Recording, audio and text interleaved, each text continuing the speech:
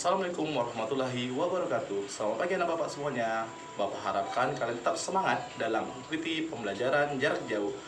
Pada kesempatan kali ini kita akan membahas pada tema kedua, persatuan dalam perbedaan, dan subtema ketiga, bersatu kita teguh, muatan bahasa Indonesia. Yang kita bahas pada kesempatan kali ini adalah kalimat efektif dan penggunaan kata baku pada kalimat. Sebelum kita memulai pembelajaran kita hari ini, ada baiknya kita berdoa menurut kepercayaan kita masing-masing agar segala ilmu yang disampaikan dapat kalian serap dan dapat berguna bagi kehidupan kita semua.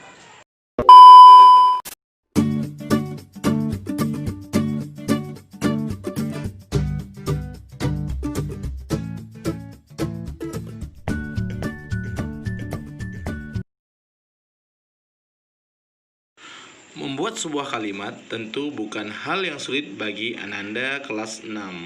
Namun, apakah kalimat yang dibuat sudah termasuk kalimat efektif? Pada dasarnya, sebuah kalimat dapat dibentuk oleh klausa yang terdiri atas subjek dan predikat dengan penambahan objek, pelengkap, maupun keterangan yang diakhiri dengan tanda titik, tanda tanya, dan tanda seru. Pengertian kalimat efektif. Kalimat efektif merupakan kalimat yang mengandung gagasan atau ide pembicara atau penulis yang terdiri atas kata-kata yang mempunyai unsur S, P, O, K, serta tanda baca yang tepat. Unsur-unsur dalam kalimat efektif antara lain ada subjek, yaitu pelaku dalam kalimat, predikat, yaitu kata kerja yang dilakukan oleh subjek, objek, yaitu kata benda yang dituju, serta keterangan, kata yang menerangkan kejadian yang dilakukan pelaku. Ada dua macam kata keterangan yang digunakan, yaitu keterangan waktu dan keterangan tempat. Syarat kalimat efektif. Pada dasarnya, ada 4 syarat utama sebuah kalimat dapat dikatakan efektif atau tidak. Pertama, sesuai dengan ejaan yang disempurnakan. Sebuah kalimat efektif haruslah menggunakan ejaan maupun tanda baca yang tepat. Kata baku pun meski menjadi perhatian agar tidak sampai kata yang ditulis ternyata tidak tepat ejaannya. Kedua, sistematis. Sebuah kalimat paling sederhana adalah yang memiliki susunan subjek dan predikat, kemudian ditambahkan dengan objek, pelengkap, hingga keterangan. Sebisa mungkin, guna mengefektifkan kalimat, buatlah kalimat yang urutannya tidak memusingkan. Jika memang tidak ada penegasan, subjek dan predikat diharapkan selalu berada di awal kalimat. Ketiga, tidak boros dan bertele-tele. Jangan sampai kalimat yang dibuat terlalu banyak menghambur-hamburkan kata dan terkesan bertele-tele. Pastikan susunan kalimat yang kalian rumuskan pasti dan ringkas agar orang yang membacanya mudah menangkap gagasan yang kalian tuangkan. Dan yang keempat, tidak ambigu. Syarat kalimat efektif yang terakhir adalah kalimat efektif menjadi sangat penting untuk menghindari pembaca dari multitafsir. Dengan susunan kata yang ringkas, sistematis, dan sesuai kaidah kebahasaan, pembaca tidak akan kesulitan mengartikan ide dari kalimat kalian sehingga tidak ada kesan ambigu. Ciri-ciri kalimat efektif. Berikut ini adalah 5 ciri-ciri sehingga suatu kalimat dapat dikatakan kalimat efektif. Pertama, kesepadanan struktur. Hal pertama yang harus diperhatikan adalah kelengkapan struktur dan penggunaannya. Inilah yang dimaksud dengan kesepadanan struktur. Ada beberapa hal yang menyangkut ciri-ciri yang satu ini. Pertama, jangan letakkan kata depan atau preposisi di depan subjek karena akan mengaburkan pelaku di dalam kalimat tersebut. Contohnya, bagi semua peserta diharapkan hadir tepat waktu. Ini merupakan contoh kalimat tidak efektif.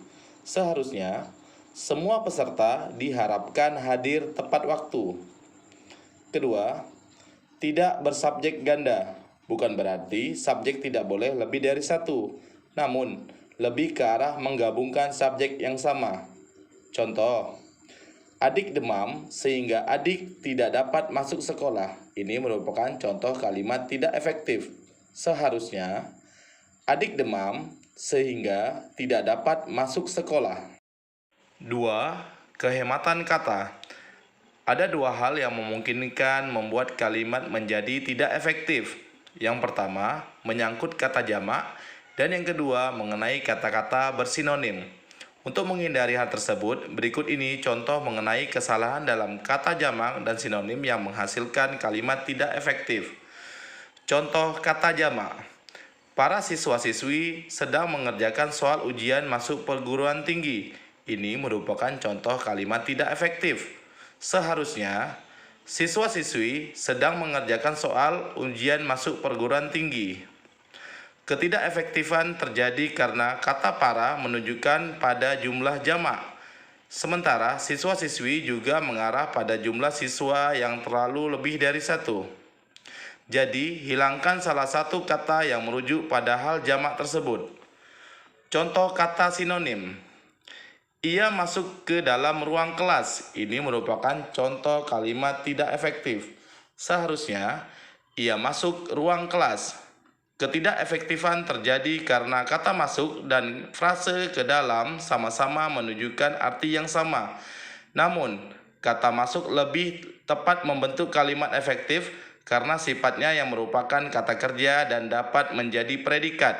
Sementara itu, jika menggunakan ke dalam dan menghilangkan kata masuk, sehingga menjadi ia ke dalam ruang kelas, kalimat tersebut akan kehilangan predikatnya dan tidak dapat dikatakan kalimat efektif menurut prinsip kesepadanan struktur. Ketiga, kesejajaran bentuk. Ciri-ciri yang satu ini menyangkut soal imbuhan dalam kata-kata yang ada di dalam kalimat, sesuai kedudukannya pada kalimat itu. Pada intinya, kalimat efektif haruslah berimbuhan paralel dan konsisten. Jika pada sebuah fungsi digunakan imbuhan me, selanjutnya imbuhan yang sama digunakan pada fungsi yang sama. Contoh, hal yang semestinya diperhatikan soal sampah adalah cara membuang, memilah, dan pengolahannya.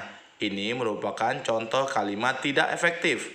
Seharusnya, hal yang mesti diperhatikan soal sampah adalah cara membuang, memilah, dan mengolahnya. 4. Ketegasan makna. Tidak selamanya subjek harus diletakkan di awal kalimat. Namun, memang peletakan subjek seharusnya selalu mendahului predikat. Akan tetapi, dalam beberapa kasus tertentu, bisa saja diletakkan keterangan di awal kalimat untuk memberi efek penegasan. Ini agar pembaca dapat langsung mengerti gagasan utama dari kalimat tersebut. Penegasan kalimat seperti ini biasanya dijumpai pada jenis kalimat perintah, larangan, ataupun anjuran yang umumnya diikuti partikel lah ataupun. Contoh, kamu sapulah lantai rumah agar bersih. Ini merupakan contoh kalimat tidak efektif. Seharusnya, sapulah lantai rumahmu agar bersih. 5. Kelogisan kalimat. Ciri-ciri kalimat efektif terakhir yang amat krusial menyangkut kelogisan kalimat yang dibuat. Kelogisan berperan penting untuk menghindari kesan ambigu pada kalimat. Karena itu, buatlah kalimat dengan ide yang mudah dimengerti dan masuk akal agar pembaca dapat dengan mudah pula mengerti maksud dari kalimat tersebut. Contoh, kepada Bapak Kepala Sekolah, waktu dan tempat kami persilakan. Ini merupakan contoh kalimat tidak efektif. Seharusnya, kepada Bapak Kepala Sekolah, kami persilakan untuk menyampaikan pidato. Kata baku adalah kata yang digunakan sudah sesuai dengan pedoman atau kaidah bahasa yang sudah ditentukan. Sumber utama dari kata baku adalah Kamus Besar Bahasa Indonesia atau KBBI.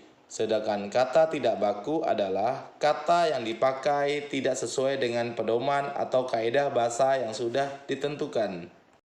Penggunaan kata baku biasanya saat ada suatu hal yang resmi, misalnya dalam berpidato, menulis surat resmi atau kedinasan, dan surat lamaran pekerjaan. Sedangkan penggunaan kata tidak baku biasanya saat di kehidupan sehari-hari, misalnya saat berbicara dengan teman, Menulis surat pribadi. Ciri-ciri kata baku. Bentuknya tetap dan tidak mudah berubah. Tidak terpengaruh bahasa asing ataupun daerah. Penggunaan sesuai konteks dalam kalimat dan biasanya bukan bahasa yang digunakan percakapan sehari-hari. Memiliki arti yang pasti, tidak rancu, dan tidak berlebihan. Berikut merupakan contoh kata baku dan kata tidak baku. Demikianlah pembelajaran kita pada hari ini mengenai kalimat efektif dan penggunaan kata baku dalam kalimat. Bapak harapkan kalian tetap semangat dalam pembelajaran ini dan simak video pembelajaran tadi dengan seksama. Bapak akhiri dengan wassalamualaikum warahmatullahi wabarakatuh. Kita jumpa lagi dalam pembelajaran berikutnya.